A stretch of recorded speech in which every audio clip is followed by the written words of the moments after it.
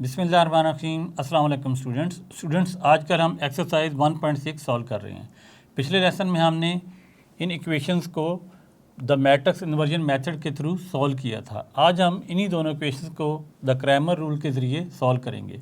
Exam में आपको वो इन दोनों मेथड में से कोई एक मेथड के ज़रिए पूछ सकता है कि आपने इसे सॉल्व करके दिखाएं। तो आपने इसे आज जो है द क्रैमर रूल के ज़रिए सॉल्व करना है। तो आइए सीखते हैं कि द क्रैमर रूल क्या होता है। क्रैमर रूल के ज़रिए इन इक्वेशन को सॉल्व करने के लिए आपको फार्मूला एक लिखना पड़ेगा।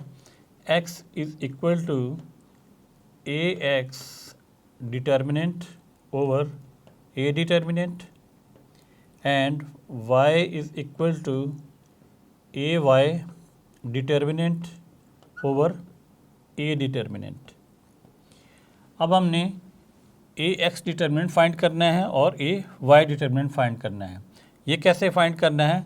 सबसे पहले हम लिखेंगे ए एक्स और इसका मैट्रिक्स फाइंड करेंगे।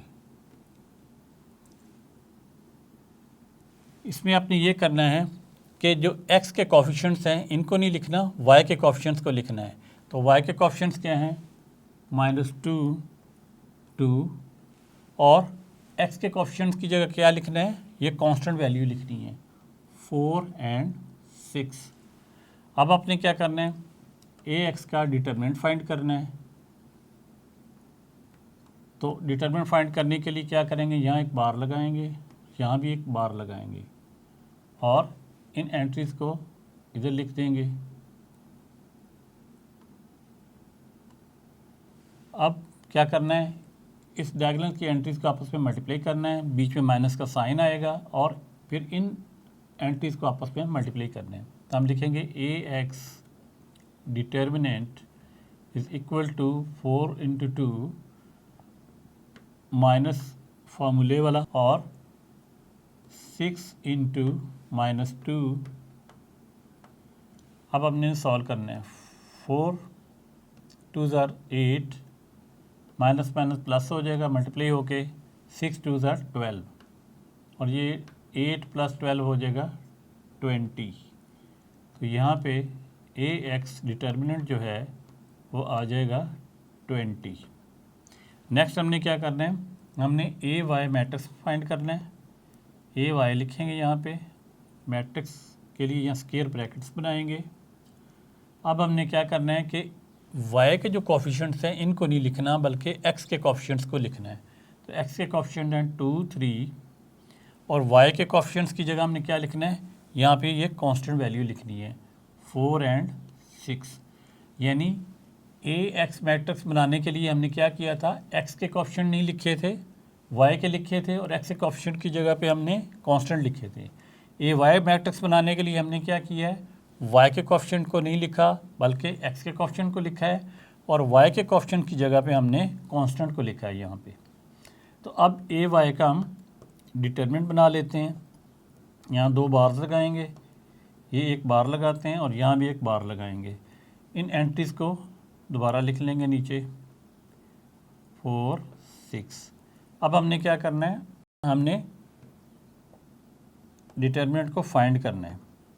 तो इस डायगोनल की एंट्रीज़ को आपस में मल्टीप्लाई करेंगे 2 × 6, फिर माइनस लिखेंगे फार्मूले का और 3 को 4 से मल्टीप्लाई करेंगे 3 × 4, यानी सेकंड डायगोनल जो ये वाला है इसकी एंट्रीज़ को हमने मल्टीप्लाई किया है।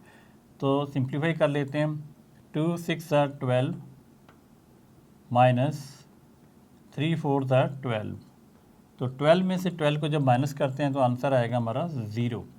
तो हमारा ए वाई डिटरमिनेंट आ गया 0। तो एक हमारा ये आंसर है और एक हमारा ये आंसर है ए एक्स का और ये ए वाई का आंसर है। अब हमने फाइनल अपने आंसर की तरफ जाना है, यानी एक्स हमने फाइंड करना है और वाई फाइंड करना है।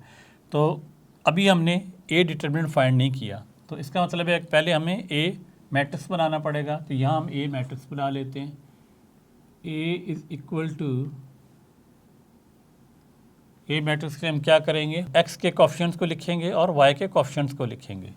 यहाँ लिखेंगे 2 3, ये x के कोफिशिएंट है, y के कोफिशिएंट क्या है? -2 और +2, -2 और +2।